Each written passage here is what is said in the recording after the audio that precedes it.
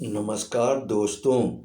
आज की कहानी है हिंसा परमो धर्मः, मुंशी प्रेमचंद द्वारा लिखित। दुनिया में कुछ ऐसे लोग होते हैं जो किसी के नौकर न होते हुए सबके नौकर होते हैं, जिन्हें कुछ अपना काम न होने पर भी सिर उठाने की फुर्सत नहीं होती। जामिद इसी श्रेणी के मनुष्यों में था, बिल्कुल बेफिक्र, न किसी से दोस्ती न किसी से दुश्मनी। जो जरा हंसकर बोला उसका बेदाम का गुलाम हो गया। बेकाम का काम करने में उसे मजा आता था। गांव में कोई बीमार पड़े, वह रोगी की सेवा शुश्रूषा के लिए हाजिर है। कहिए तो आधी रात हकीम के घर चला जाए, किसी जड़ी बूटी की तलाश में जंगलों की खाक छान आए। मुमकिन न था कि किसी गरीब पर अत्याचार होते देखे और चुप रह जाए, फिर चाहे कोई उसे मार ही डाले, वो हिमाकत करने से बाज न आता था। ऐसे सैकड़ों ही मौके उसके सामने आ चुके थे। कांस्टेबल से आए दिन ही उसकी छेड़छाड़ होती रहती थी, इसलिए लोग उसे बौड़म समझते थे। और बात भी यही थी, जो आदमी किसी का बोझ भारी देकर उससे छीन कर अपने सिर ले ले, किसी का छप्पर उठाने या आग बुझाने के लिए कोसों दौड़ा जाए, उसे समझदार कौन कहेगा। सारांश ये है कि उसकी जात के दूसरों को चाहे कितना ही फायदा पहुँचे, अपना कोई उपकार न होता था। यहाँ तक कि वह रोटियां तक के लिए भी दूसरों का मोहताज था। दीवाना तो वो था और उसका गम दूसरे खाते थे। आखिर जब लोगों ने बहुत धिक्कारा, क्यों अपना जीवन नष्ट कर रहे हो, तुम दूसरों के लिए मरते हो, कोई तुम्हारा भी पूछने वाला है। अगर एक दिन बीमार पड़ जाओ तो कोई चुल्लू भर पानी ना दे। जब तक दूसरों की सेवा करते हो, लोग खैरात समझकर खाने को दे देते हैं। जिस दिन आ पड़ेगी, कोई सीधे मुंह बात भी ना करेगा। तब जामिद की आंखें खुली। बर्तन भाड़ा कुछ था ही नहीं। एक दिन उठा और एक तरफ की राह ली। 2 दिन के बाद शहर में पहुंचा। शहर बहुत बड़ा था। महल आसमान से बातें करने वाले, सड़कें थोड़ी और साफ, बाजार गुलजार, मस्जिदों और मंदिरों की संख्या अगर मकानों से अधिक न थी तो कम भी नहीं। देहात में ना तो कोई मस्जिद थी न कोई मंदिर। मुसलमान लोग एक चबूतरे पर नमाज पढ़ लेते थे। हिंदू एक वृक्ष के नीचे पानी चढ़ा दिया करते थे। नगर में धर्म का ये महात्म देखकर जामिद को बड़ा कुतूहल हुआ और आनंद हुआ। उसकी दृष्टि में मजहब को जितना सम्मान था उतना और किसी सांसारिक वस्तु का नहीं। वह सोचने लगा, ये लोग कितने ईमान के पक्के, कितने सत्यवादी हैं।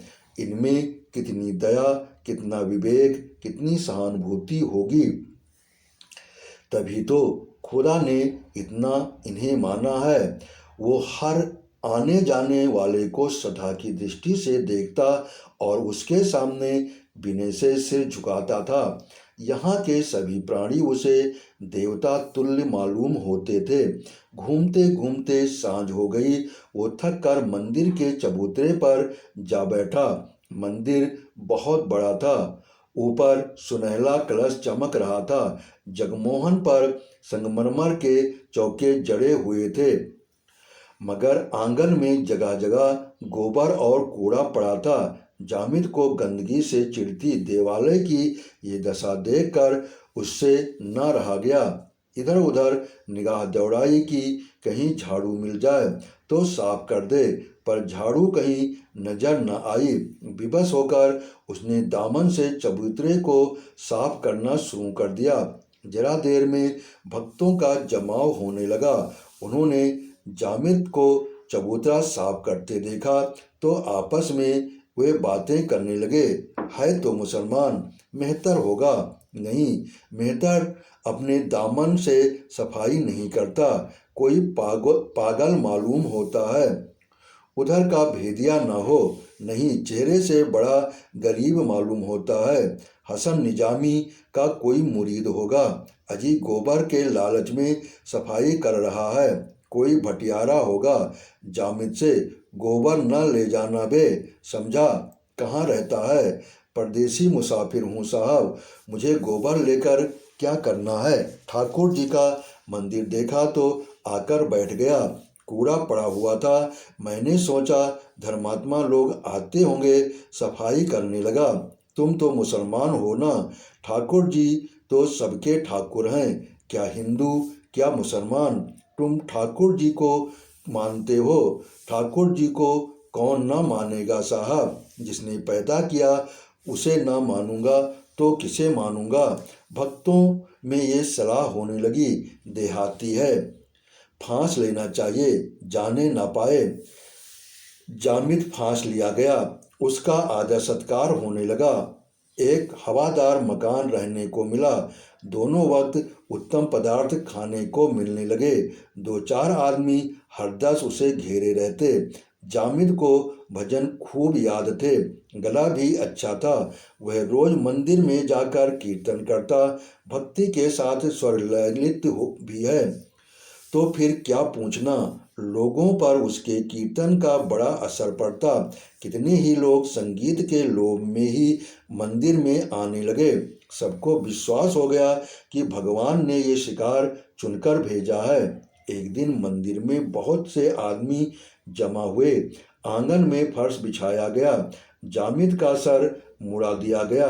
नए कपड़े पहनाए। हवन हुआ। जामिद के हाथों से मिठाई बांटी गई। वह अपने आश्रयदाताओं की उदारता और धर्मनिष्ठा का और भी कायल हो गया। ये लोग कितने सज्जन हैं, मुझे जैसे फटेहाल परदेसी की इतनी खातिर। इसी को सच्चा धर्म कहते हैं। जामिद को जीवन में इतना कभी सम्मान न मिला था। यहाँ यही सैलानी युवक, जिसे लोग बौड़म कहते थे, भक्तों का सिरमौर बना हुआ था। सैकड़ों ही आदमी केवल उसके दर्शन को आते थे। उसकी प्रकांड विद्वता की कितनी ही कथाएं प्रचलित हो गईं। पत्रों में ये समाचार निकला कि एक बड़े आलिम मौलवी साहब की शुद्धि हुई है। सीधा साधा जामिद इस सम्मान का रहस्य कुछ न समझता था। ऐसे धर्मपरायण सहृदय प्राणियों के लिए वो क्या कुछ न करता। वो नित्य पूजा करता, भजन गाता था। उसके लिए ये कोई नई बात न थी। अपने गांव में भी वो बराबर सत्यनारायण की कथा में बैठा करता था, भजन कीर्तन किया करता था। अंतर यही था कि देहात में उसकी कदर न थी, यहाँ सब उसके भक्त थे। एक दिन जामिद कई भक्तों के साथ बैठा हुआ कोई पुराण पढ़ रहा था तो क्या देखता है कि सामने सड़क पर एक बलिष्ठ युवक माथे पर तिलक लगाए, जनेऊ पहने एक बूढ़े दुर्बल मनुष्य को मार रहा है। बुढ़ा रोता है, गिड़गिड़ाता है और पैरों पड़ के कहता है कि महाराज, मेरा कसूर माफ करो। किंतु तिलकधारी युवक को उस पर जरा भी दया नहीं आती। जामिद का रक्त खौल उठा। ऐसे दृश्य देखकर वो शांत ना बैठ सकता था। तुरंत कूद कर बाहर निकला और युवक के सामने आकर बोला, बुढ़े को क्यों मारते हो भाई? तुम्हें इस पर जरा भी दया नहीं आती? युवक, मैं मारते मारते इसकी हड्डियां तोड़ दूंगा। जामिद, आगे आखिर इसने क्या कसूर किया है? कुछ मालूम भी तो हो। युवक, इसकी मुर्गी हमारे घर में घुस गई थी और सारा घर गंदा कर आई। जामिद, तो क्या इसने मुर्गी को सिखा दिया था कि तुम्हारा घर गंदा कर आए? बुढ़ा, खुदाबंद, मैं इसके बराबर खांचे में ढाके रहता हूँ। आज गफलत हो गई। कहता हूँ महाराज, कसूर माफ करो, मगर नहीं मानते। हुजूर मारते मारते अधमरा कर दिया। युवक, अभी नहीं मारा है, अब मारूंगा, खोद कर गाड़ दूंगा। जामिद, खोद कर गाड़ दोगे भाई साहब तो तुम भी यूं खड़े न रहोगे, समझ गए। अगर फिर हाथ उठाया तो अच्छा न होगा। जवान को अपनी ताकत का नशा था। उसने फिर बुढ़े को चांटा मारा, पर चांटा पड़ने से पहले ही जामिद ने उसकी गर्दन पकड़ ली। दोनों में मल युद्ध होने लगा। जामिद करारा जवान था।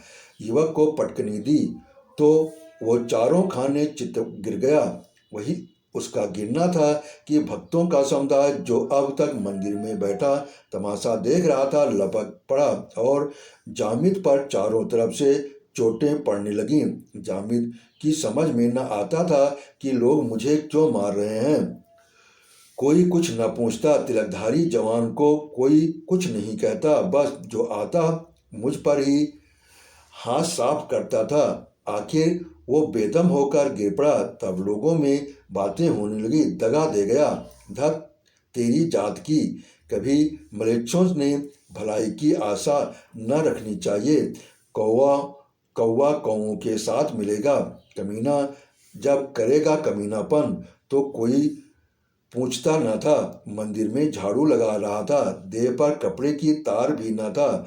हमने इसका सम्मान किया, पशु से आदमी बना दिया, फिर भी अपना न हुआ। इसके धर्म का तो मूल भी यही है।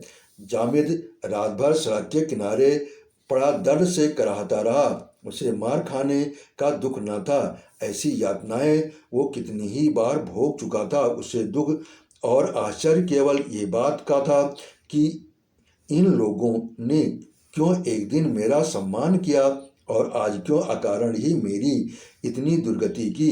इनकी ये सज्जनता आज कहाँ गई। मैं तो वही हूँ। मैंने कोई कसूर भी नहीं किया। मैंने तो वही किया जो ऐसी दशा में सभी को करना चाहिए। फिर इन लोगों ने मुझ पर क्यों इतना अत्याचार किया। देवता क्यों राक्षस बन गए। वे रात भर इसी उलझन में पड़ा रहा। प्रातःकाल उठकर एक तरफ की राह ली। जामिद अभी थोड़ी दूर ही गया था कि वह बुढ़ा उसे मिला। उसे देखते ही बोला, कसम खुदा की, तुमने कल मेरी जान बचा दी। सुना जालमों ने तुम्हें बुरी तरह पीटा। मैं तो मौका पाते ही निकल भागा। अब तक कहाँ थे। यहाँ लोग रात ही से तुमसे मिलने के लिए बेकरार हो रहे हैं। काजी साहब रात ही से तुम्हारी तलाश में निकले थे, मगर तुम न मिले। कल हम दोनों अकेले पड़ गए थे। दुश्मनों ने हमें पीट लिया। नमाज का वक्त था। जहाँ सब लोग मस्जिद में थे। अगर जरा भी खबर हो जाती तो 1000 लठैर पहुँच जाते। तब आटे दाल का भाव मालूम होता। कसम खुदा की, आज से मैंने 3 कौड़ी मुर्गियाँ पाली हैं। देखूं पंडित जी महाराज अब क्या करते हैं। कसम खुदा की, काजी साहब ने कहा है, अगर ये लौंडा जरा भी आंख दिखाए तो तुम आकर मुझसे कहना, या तो बच्चा घर छोड़कर भागेंगे या हड्डी पसली तोड़कर रख दी जाएगी। जामिद को लिए हुए वो बुढ़ा काजी जोरावर हुसैन के दरवाजे पर पहुंचा। काजी साहब वजू कर रहे थे। जामिद को देखते ही दौड़कर गले लगा लिया और बोले, वल्लाह तुम्हें आंखें ढूंढ रही थी। तुमने अकेले इतने काफिरों के दांत खट्टे कर दिए। क्यों न हो, मोमिन का खून है। काफिरों की हकीकत क्या। सुना सब के सब तुम्हारी शुद्धि करने जा रहे थे, मगर तुमने उन सब के मंसूबे पलट दिए। इस्लाम को ऐसे ही खादिमों की ज़रूरत है। तुम जैसे दीनदारों से इस्लाम का नाम रोशन है। गलती यही हुई कि तुमने 1 महीने तक सब्र नहीं किया। शादी हो जाने देते, तब मज़ा आता। एक नाजमीन साथ लाते और दौलत मुफ्त। वल्लाह तुमने उजलत कर दी। दिन भर भक्तों का तांता लगा रहा। जामिद एक नज़र देखने का सबको शौक था। सभी उसकी हिम्मत, जोर और मजहबी जोश का प्रशंसा करते थे। पहर रात बीत चुकी थी। मुसाफिरों की आमदरफ्त कम हो चली थी। जामिद ने काजी समाज से धर्म ग्रंथ पढ़ना शुरू किया। उन्होंने उसके लिए अपने बगल का कमरा खाली कर दिया था। वो काजी साहब से सबक लेकर आया और सोने जा रहा था कि सहसा उसे दरवाजे पर एक तांगे के रुकने की आवाज़ सुनाई दी। काजी साहब के मुरीद अक्सर आया करते थे। जामिद ने सोचा कोई मुरीद आया होगा। नीचे आया तो देखा एक स्त्री तांगे से उतरकर बरामदे में खड़ी है और तांगे वाला उसका असबाब उतार रहा है। महिला ने मकान को इधर उधर देख कर कहा, नहीं जी, मुझे अच्छी तरह ख्याल है ये उनका मकान नहीं है, शायद तुम भूल गए हो। तांगे वाला, हुजूर तो मानती ही नहीं, कह दिया कि बाबू साहब ने मकान तब्दील कर दिया है, ऊपर चलिए। स्त्री ने कुछ झिझकते हुए कहा, बुलाते क्यों नहीं, आवाज़ दो। तांगे वाला, अरे साहब आवाज़ क्या दूं, जब जानता हूं कि साहब का मकान यही है तो नाहक चिल्लाने से क्या फ़ायदा, बेचारे आराम कर रहे होंगे, आराम में खलल पड़ेगा। आप निशा खाती रहिए, चलिए ऊपर चलिए। औरत ऊपर चली। पीछे पीछे तांगे वाला असबाब लिए हुए चला। जामिद गुमसुम नीचे खड़ा रहा। यह क्या उसका रहस्य समझ में ना आया। तांगे वाले की आवाज़ सुनते ही काजी साहब छत पर निकल आए और एक औरत को आते देखकर कमरे की खिड़कियां चारों तरफ से बंद करके खूंटी पर लटकाई तलवार उतार ली और दरवाजे पर आकर खड़े हो गए। औरत ने जीना तय करके ज्यों ही छत पर पैर रखा, काजी साहब को देखकर झिझकी। वो तुरंत पीछे की तरफ मुड़ना चाहती थी कि काजी साहब ने लपक कर उसका हाथ पकड़ लिया और कमरे में घसीट लाए। इसी बीच में जामिद और तांगे वाले ये दोनों भी ऊपर आ गए। जामिद ये दृश्य देखकर विस्मित हो गया था। ये रहस्य और भी रहस्यमय हो गया था। ये विद्या का सागर, ये न्याय का भंडार, ये नीति ग्रंथ, धर्म और दर्शन का आगार, ये सब एक अपरिचित महिला के ऊपर ये घोर अत्याचार कर रहा है। तांगे वाले के साथ वो भी काजी साहब के कमरे में चला गया। काजी साहब ने स्त्री के दोनों हाथ पकड़े हुए थे। तांगे वाले ने दरवाज़ा बंद कर दिया। महिला ने तांगे वाले की ओर खून भरी आंखों से देखकर कहा, तू मुझे यहाँ क्यों लाया। काजी साहब ने तलवार चमका कर कहा, पहले आराम से बैठो, सब कुछ मालूम हो जाएगा। औरत, तुम तो मुझे कोई मौलवी मालूम होते हो क्या। तुम्हें खुदा से यही सिखाया है कि पराई बहू बेटियों की जबरदस्ती घर में बंद करके उसकी आबरू बिगाड़ो।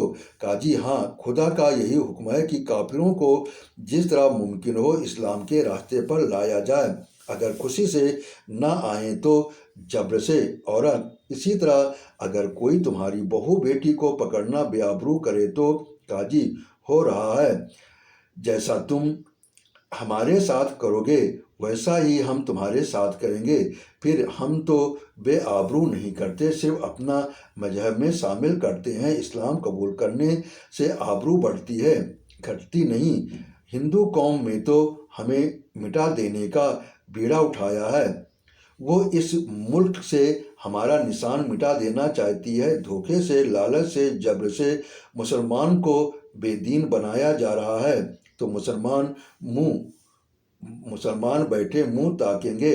औरत, हिंदू कभी ऐसा अत्याचार नहीं कर सकता। संभव है तुम लोगों की शरारत से तंग आकर नीचे दर्जे के लोग इस तरह के बदला लेने की लगे हों, मगर अब भी कोई सच्चा हिंदू इसे पसंद नहीं करता।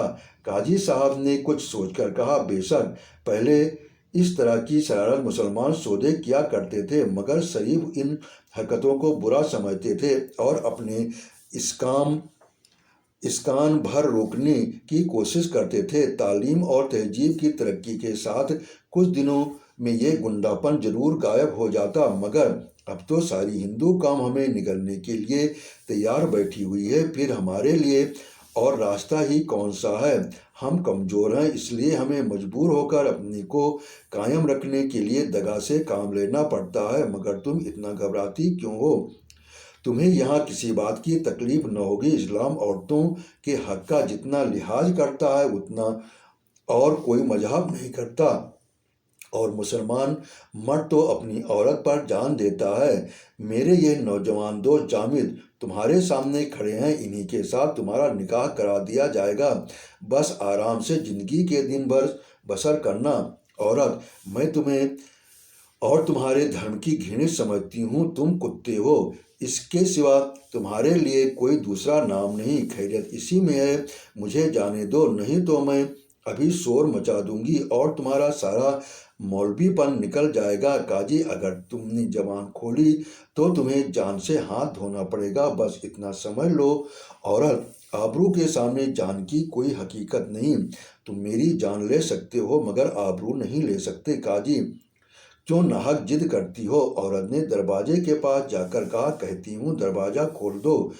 जामिद अब तक चुप खड़ा था। ज्यों ही स्त्री दरवाजे की तरफ चली और काजी साहब ने उसका हाथ पकड़कर खींचा, जामिद ने तुरंत दरवाज़ा खोल दिया और काजी साहब से बोला, इन्हें छोड़ दीजिए। काजी, क्या बकता है? जामिद, कुछ नहीं, खैरियत इसी में है, इन्हें छोड़ दीजिए। इसलिए जब काजी साहब ने उस महिला का हाथ न छोड़ा तो तांगे वाले भी उसे पकड़ने के लिए बढ़ा तो जामिद ने एक धक्का देकर काजी साहब को धकेल दिया और उस स्त्री का हाथ पकड़े हुए कमरे से बाहर निकल गया। तांगे वाले पीछे लपका मगर जामिद ने उसे इतनी जोर से धक्का दिया कि औंधे मुंह जा गिरा। एक क्षण में जामिद और स्त्री दोनों सड़क पर थे। जामिद, आपका घर किस मोहल्ले में है? औरत, अड़ियागंज में। जामिद, चलिए मैं आपको पहुंचाऊं। औरत, इससे बड़ी और क्या मेहरबानी होगी, मैं आपकी इस नेकी को कभी न भूलूंगी। आपने आज मेरी आबरू बचा ली, नहीं तो मैं कहीं की न रहती। मुझे अब मालूम हुआ कि अच्छे और बुरे सब जगह होते हैं। मेरे शौहर का नाम पंडित राजकुमार है। उसी वक्त एक तांगा सड़क पर आता दिखाई दिया। जामिद ने उस स्त्री को उस पर बिठा दिया और खुद बैठना ही चाहता था कि ऊपर से काजी साहब ने जामिद पर लठ चलाया और डंडा तांगे से टकराया। जामिद तांगे में आ बैठा और तांगा चल दिया। अड़ियागंज में पंडित राजकुमार का पता लगाने में कठिनाई न पड़ी। जामिद ने जो ही आवाज़ दी वे घबराए हुए बाहर निकले और स्त्री को देखकर बोले, तुम कहाँ रह गई थी इंदिरा? मैंने तो तुम्हें स्टेशन पर कहीं न देखा, मुझे पहुंचने में देर हो गई थी। तुम्हें इतनी देर कहाँ लगी? इंदिरा ने घर के अंदर कदम रखते ही कहा, बड़ी लंबी कथा है, जरा दम लेने दो तो बताती हूँ। बस इतना ही समझ लो कि आज इस मुसलमान ने मेरी मदद न की होती तो आबरू चली गई थी। पंडित जी पूरी कथा सुनने के लिए और भी व्याकुल होते। इंदिरा के साथ वो घर में चले गए, पर एक ही मिनट बाद बाहर आकर जामिद से बोले, भाई साहब, शायद आप बनावट समझें, पर मुझे आपके रूप में इस समय इष्टदेव के दर्शन ही हो रहे हैं।